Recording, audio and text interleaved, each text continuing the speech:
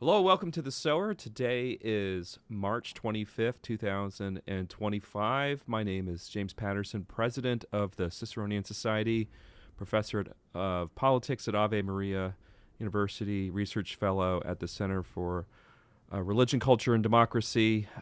This is our first podcast, and it's going to be a bit about the Ciceronian Society itself. And no better person I can think of to talk to about this than the vice president of the Ciceronian Society, Professor Josh Bowman of Heidelberg. Now, when we say Heidelberg, Josh, do we mean the one in Germany? Nine. No. We definitely mean the one in Ohio, where all the Germans went in the 19th century. So are you German, Josh? Are you German? Actually, yeah. I didn't know. Bowman, as far as we know, the Bowmans came from Germany in the 1600s, and that's why I'm convinced I'm related to that Bowman distillery in Virginia. Oh my gosh, where they landed. I'm convinced. I mean, if you're in the Bowman distillery in Virginia and you're listening to this, we're cousins. You just don't know it yet. That's right, and hence your entitlement to a certain portion of their product. Yeah, at least the product. I don't need the royalties. The product. There we go. I actually did not think the answer to my question would be yes. I thought I was I thought I was being funny. I didn't realize I was actually giving the listening audience a glimpse into your lineage. That's right.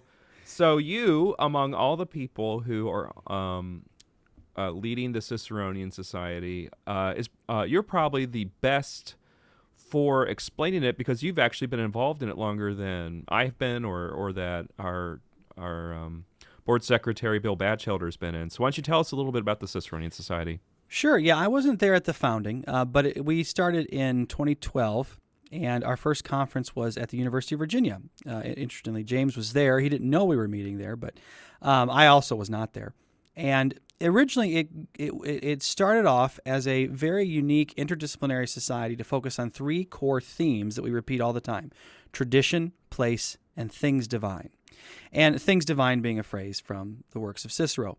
And in this sense, we have charted an interesting interdisciplinary path that is not hyper-partisan or political, but is meant to look at kind of culture and civilization building institutions, especially the church and the family, and ways that we can explore these themes in a scholarly way and in a community of friends across disciplines and across professions to find ways to strengthen our churches and our families in ways that contribute to a better America, a better, more civic virtue, more freedom, and more liberty generally. So we started that way with the conference in particular, and we've been going then since 2012. Our last conference was in 2018. Then we took a break for 4 years for a number of reasons, including COVID. And we are back in action here in 2022 and just finished our first conference in 4 years at Grove City. Yeah, the conference was a couple weeks back, and one of the agenda items for us afterwards was to get this podcast up and running, and people knew about it. They thought it was coming, and so I got a lot of questions about it. So now, it's time. All right, That's time. That's right. So the conference at Grove City was the largest we'd ever had, and it wasn't close, right? It was as far as I can tell, it was not even. I mean, the one at University of Virginia was a good size, but the Grove City one was at least 75 people had registered to attend with 13 different panels, which for groups like us is huge. We're not. We're not flush with cash to bring people in and to accommodate this. It was really, and it's in March in winter, and we still got and we hadn't done anything in 4 years, and so that was an enormous success for us. So I'm really thrilled that how it went down. So I was too, and I wanted to get your opinion on this because I heard it a lot, which was that the Ciceronian Society is the only organization that is really trying to do sort of Christian culture without culture wars. And when they came to the conference, there was not this kind of gloom and doom or this anger that usually sort of sits on the shoulders of people wherever they attend, where they have to be very serious, and they have to be constantly warning people and imagining some kind of like future in which they'll get what they want. So what makes the conference different in this respect? Yeah, I think there's a lot of different things that make you think about some other we don't need to name them, but it is a powerful tool for marketing to have and to get people together if they have a common enemy or they fear something or they define themselves by what they're not. We don't want to be that group. It's not that we don't have fears or opponents, if you will, but it's that's not what defines us. We are for tradition, place, and things divine. We are a Christian organization in particular, and there's several things that make us different. First of all, I think is the interdisciplinarity and the multiple professions that show up. We are not. We're not simply studying Cicero, but by all means, we invite papers and writing on that. We are not simply political theory. A lot of us are political theorists that are involved, but it's much more than that. We have economists, historians, theologians, philosophers. I'm forgetting literary scholars, classical educators and classical scholars, homeschooling parents. And clergy, and that helps us in some really interesting ways because we're creating a space where people whose paths don't cross. That's the goal here. Is that we want to be a connection and a nexus between groups of people that know that they would benefit from seeing each other more often, talking to each other more often, especially between the clergy and the academy and between classical schools, homeschooling educators, and the academy and other clergy, and creating a space to do that. I also think, as you said, one of the things that people kept remarking on throughout the weekend was the amount of laughter, an absurd amount of laughter, and that's different, and it's a welcome difference. We're not there to score points. Sure, it might add a line to the CV here and there, but at the end of the day, I think what brings people back is the friendships they make, the relationships and the conversations that they start there are different. It's a kind of to use the words of Scripture, the kind of deep calling to deep idea that we have a sense that maybe things aren't all right, but we. In the United States, but we also have a sense that we as a church and as a group of intellectuals, public intellectuals, we know where the resources are to renew our society in important ways, and we share in that desire to do something, to think differently. And I think that's a powerful environment to be a part of. We also are unique in our focus on place. Among organizations of similar size and disposition to us, I don't know of another organization that focuses on place. There are other organizations that might focus on tradition, though few and far between, but there are a few. And then focusing on the sacred, things divine, religiosity, that shows up. But again, it's not as common to see all these things together. But place is one of the things that is particularly different in a sense of place. There was a great paper by Brent Waters that started off the conference that was particularly good on this. But one of the exciting things, I want to make sure I get this in here, James, is there was an announcement at the conference about a new award that we introduced. One of our generous partners in this is Alice Batchelder and the Batchelder family. William Batchelder III, the former Speaker of the Ohio House of Representatives, passed away back in February after a long illness, and his family, he was actually at our last, the 2018 conference. He was there at Hope College. He joined us for that. But he has since passed away, and they have offered a monetary reward to help fund attendees, or at least one attendee every year who is presenting on this topic of place. Bill Batchelder Sr., he loved the state of Ohio. He loved his home in Medina, and he and his family want to promote that sense of place, and they've generously offered to support at least one paper a year that focuses on this subject. So I think there's a lot of other things I think make us unique, but I think that those points hit the high points, if you will. Yeah, one other thing that I often think about with our conference is that people who are there want to be there. And the reason they have to be, the reason they want to be there is that the Ciceronian Society does this kind of interdisciplinary thing, and it's often done in a way that's not going to score you a lot of points if you're like trying to get in the CV in such a state that you're climbing this sort of like academic achievement ladder. The purpose is not so much the ambition as much as it's really about the fellowship and the love that we have for the kind of work that we're doing. So if there's any prestige associated with it, it'll be because we might become more prestigious over time, but that's never really the point, and it never will be. No. Yeah. So this conference had a lot announced. That would be that the award, the Batchelder Award, is definitely one of them.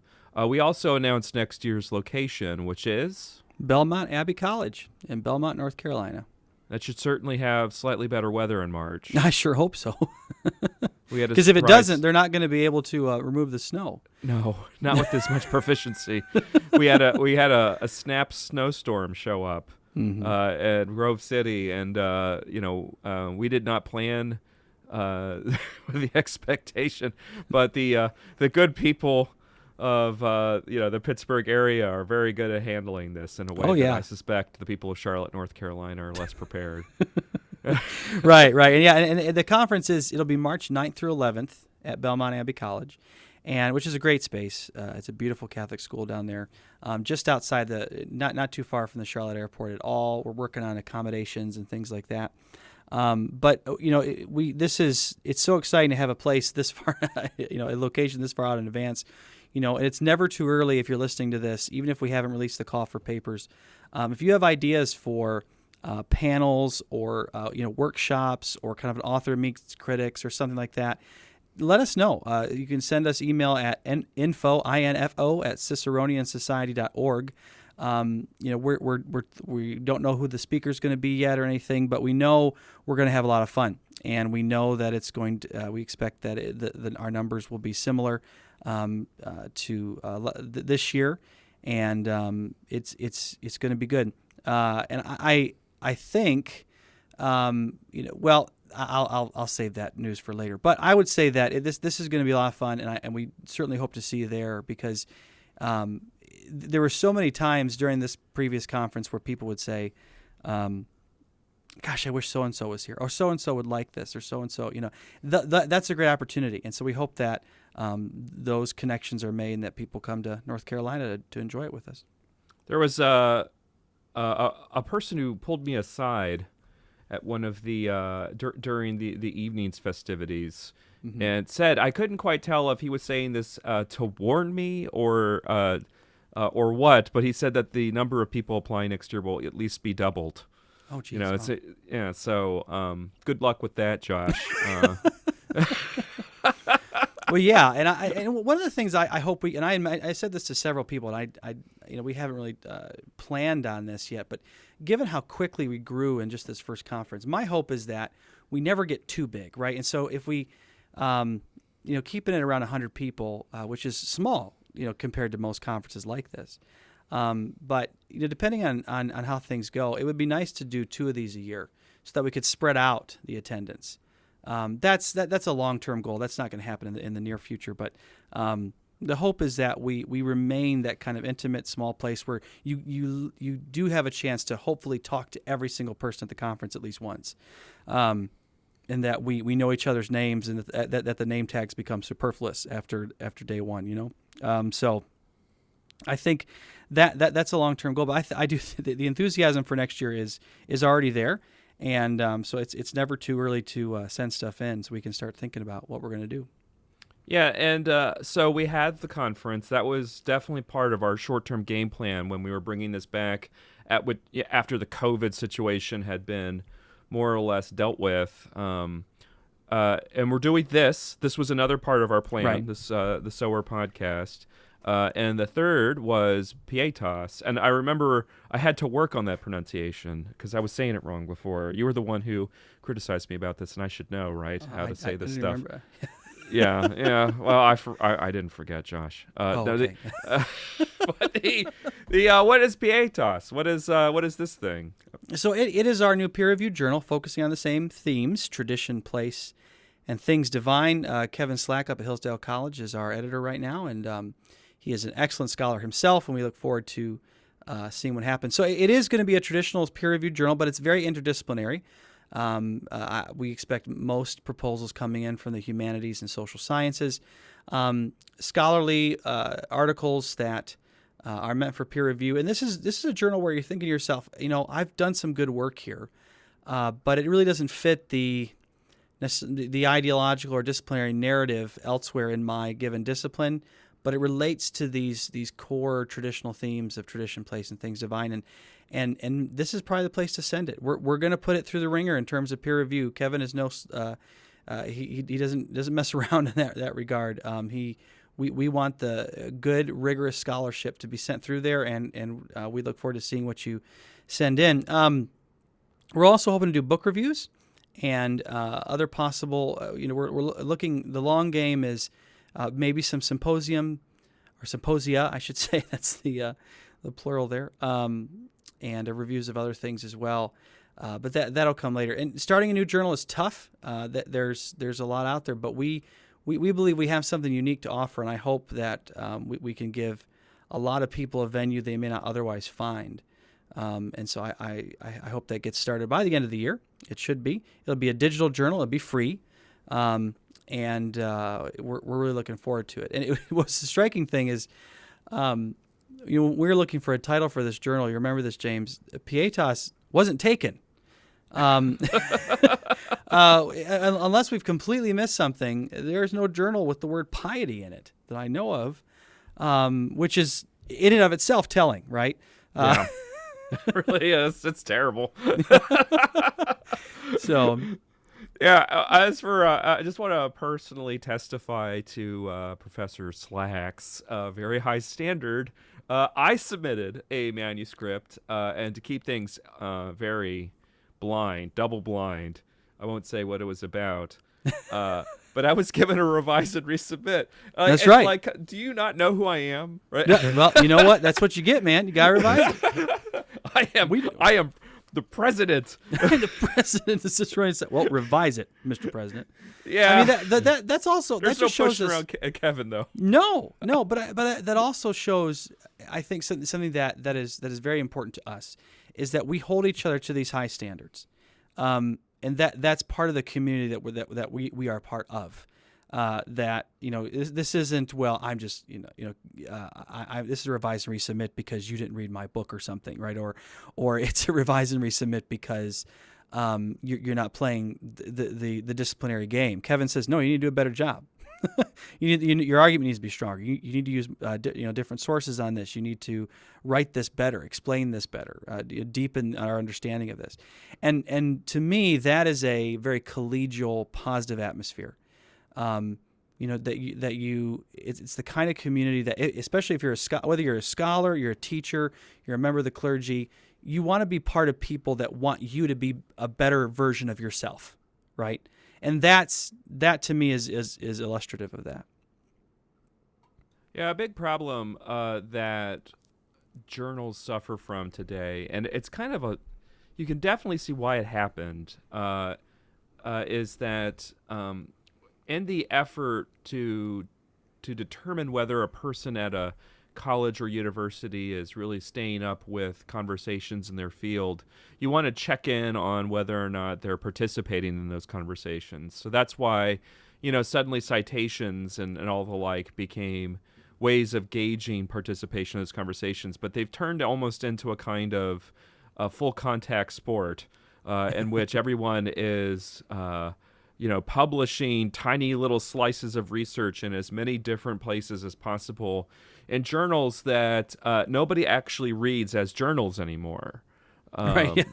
When was the last Yeah. time you? I mean, look, I got a particular. I won't say the name of the journal, but I got one in the mail, and I hadn't gotten a paper copy of the journal of any journal in a long time, and the thing was the size of a telephone book, Oh, wow. and yeah, it was enormous, and I think I mean, I read some journals. Like I read American Political Thought when I get it, and I Hmm. read National Affairs. So there are some things that are really good when they come in, but academic journals are often, how I need to get tenure compilations, right? So Right. you get these people who are publishing material just to get it out there and just to ensure their livelihood, and that is the opposite of what Pietas is striving to be. Right.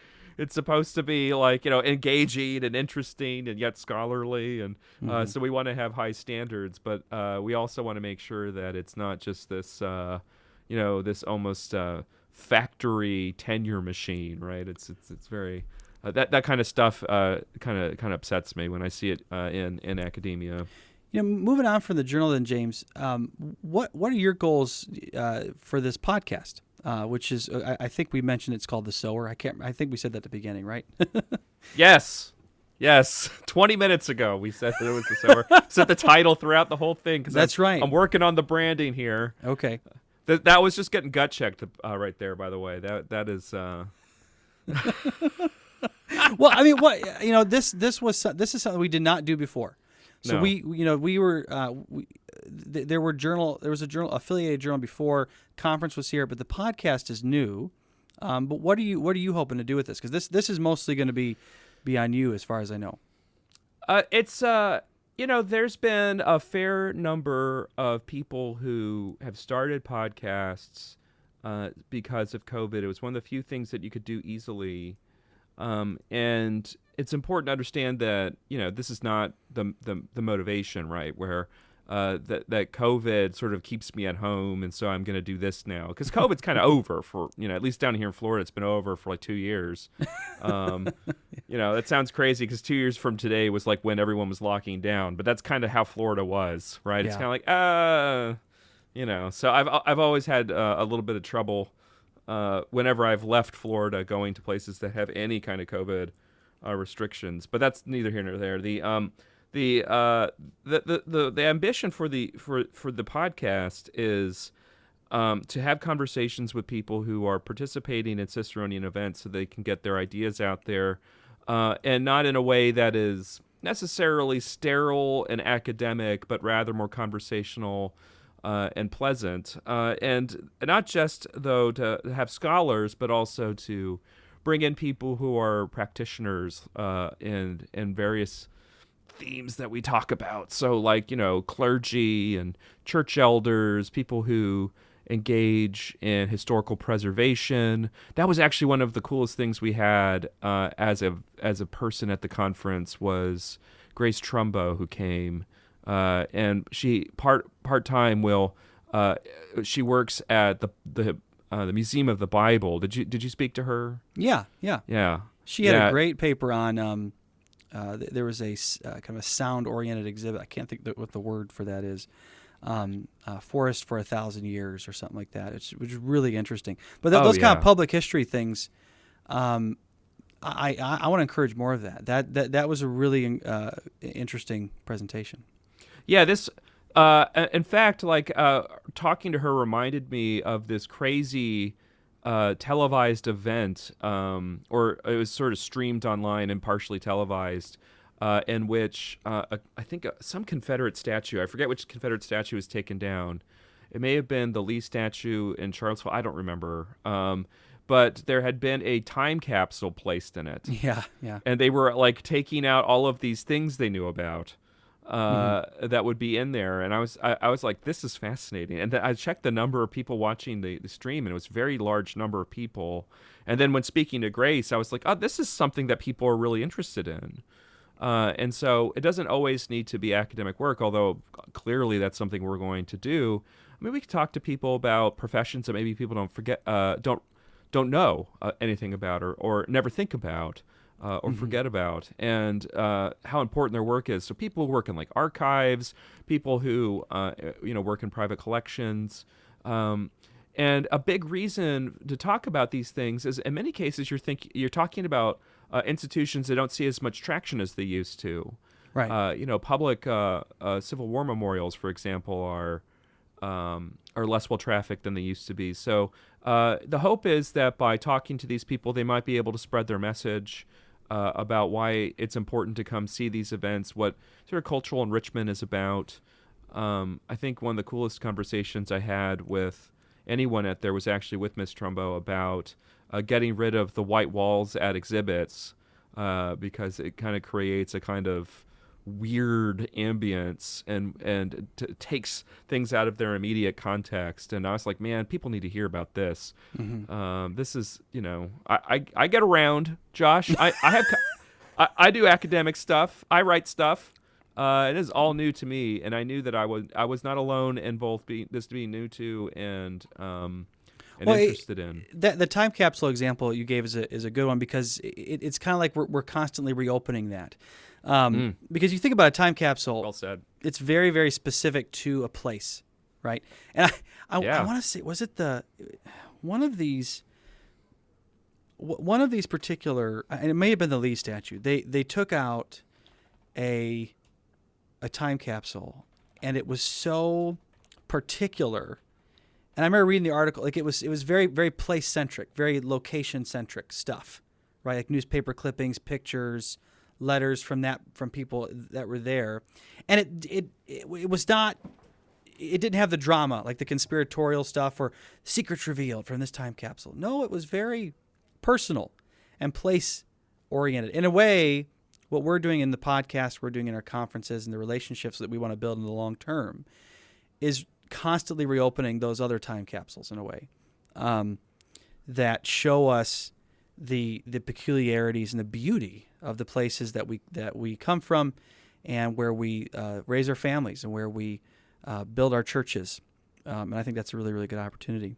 Yeah, it was in Richmond. It was the Lee statue in Richmond. Okay. I didn't hear a word you said. Okay. No, I'm just kidding. Thanks for Googling that. I apprciate it. Just like my students, no. when they Google something that I mentioned like an hour into class, or an hour before, right at the beginning of class. By the way, Dr. Bowman, did you know? They're sitting there reading the Wikipedia page while you're trying to teach them more than the Wikipedia page. Right. Oh man, real professors know the struggle. There's another kind of tangential thing I want to bring up here too before we close. Is that the Ciceronian Society has always been a Christian organization. We were not explicit about it at first. That wasn't necessarily deliberate. It was essentially assumed. But one of the things I love about what we do is it's also ecumenical. This is not just a society for Protestants or just for Catholics. Matter of fact, of course, James is Catholic. I'm an Anglican. We also have we has a great panel that opened it up with some Orthodox folks that were there. Several Orthodox were there, and that ecumenical flavor is really, really encouraging. And you've said this, James, and the things you've written on as well, is that we have, especially in the United States, we have this benefit of this ecumenical religious diversity, especially among Christians, and especially today, I feel like we're more aware of the benefits of working together. Right? There's no awkwardness that may have been present 50 years ago between you and I working together on this project. I never think to myself, well, I'm working with James, who's a Catholic, and I don't get the impression that you ever look down on me for being an Anglican. We're both celebrating the Feast of the Annunciation today, by the way. Happy Feast of the Annunciation. Thank you. 9 months till You Christmas. Too. 9 months till Christmas. That's right. That's how that works. Kind of mind-blowing. Anyways, so I think, to me, that is so encouraging. That was a big part of this. It's also, and a lot of Christians know this, you either get kind of the hyper-partisan organizations where Christians can meet and get together, but they are often relegated to the periphery in scholarly associations. Yeah, we don't want to be either time. of those, right? This is a society for intellectual discipleship that is distinctively Christian and rigorous, and I think that's another thing that makes us so unique. And we really want to lean into that Christian character, because so much of who we are, what we believe, why we do what we do, why we care about one another, is because of that. Those, to use Augustine's words, those common objects of love. For us, it is our love of Christ. It is our love of the church. It is our love of one another and for this amazing and beautiful world that God has given us. And there's so many things to dig into with that. And so I just want to make sure that we talk about that piece of it because it's so important to me. It's so important to me that I love the fact that I can go to this conference and have Baptists, Anglicans, Catholics, Orthodox, and everything else, and it's going well, right? It is going well. For those of you who are interested in the Ciceronian Society, where can they find us on the interwebs? Yeah, let's look at ciceroniansociety.org. That is the best place to find us. You can sign up for our newsletter there, and you can also give. One of the big things we emphasized at the conference. Did you say give? I said give. I give said what, I Josh? might have said donate. I might have said donate would be good. That would be good. We are an all-volunteer organization. We are Yeah. operating on a shoestring budget. We have no employees, and we survive on the generosity of our of friends. Now we hope to be more than that someday. Yes. But we can't do that without you, and we need compensated time is something that we need desperately. It's something that can make the difference in our organization and taking it to the next level. I think we have a lot to offer a lot of people. We can be a connection between a lot of different communities that don't connect otherwise. And we need that bandwidth, that time to make that happen. Right now, it's mostly academics who are doing this. I don't know about you, James, but I put in at least 60 hours a week. And adding to this, we're limited as to what we can do in that regard. We're not limited on ideas. We have the ideas. We're not limited on enthusiasm. It's there. But we are human. We have to sleep at some point. And we need that when you choose to give to the Ciceronian Society and partner with us and support us, you're helping us get closer to that goal. It's a unique opportunity, and we are a 501c3 organization, so it is tax deductible. And you can talk to us about any of that at any time. It's info@ciceroniansociety.org. And you can also get us on Facebook, Twitter, Instagram, and LinkedIn. Yeah, the Instagram is it exists. There's just nothing there yet. I need to get to work on it. Yeah, I don't know how to do it. It's not hard. It's just that, as you said, I teach 12 credit hours a semester. Right. I'm chair of a department, and I have like research fellowship duties for CRCD. Yep. And I'm also entirely too online with some of the things that I write. So it's. I'm spread pretty thin myself. So where you normally will find the updates first is on Twitter @Ciceronian SOC, SOC. Somebody took @Ciceronian. I was devastated. Oh, come on. I know. It's like I felt like messaging the guy. And right now, if you go there, you'll see a lot of photographs from people who were speaking at the conference, which I need to collect and migrate over to our Facebook page. On Facebook, you can find us at Ciceronian Society. We'll be at Tradition Place, Things Divine. And we are, of course, on LinkedIn, where there's the best way to contact us is, though, on either social media, responding to tweets or direct messaging the accounts, or sending the emails to info@Ciceronian. Is it CiceronianSociety.org? I always forget. Yeah, CiceronianSociety.org. Yep. Yeah. I should have just paused and let you fill in, but I try to do it myself. That's what this is. By the way, this is the whole working relationship between me and Josh, which is Josh picks up where I leave off. I leave off entirely too often, so Josh is picking up constantly. So this has been wonderful, Josh. I just want to say once again, and from everyone that attended and who's in the board and part of the Ciceronian Society, what a great job you did with our conference, and I'm very grateful for the time you put into putting that together, since I know you have a lot of other things going on in your life, so that makes it kind of difficult. Thanks, James. And I want to make sure I thank the board as well. I want to thank Carl Truman, who was our keynote speaker, did an amazing job. That recording's available.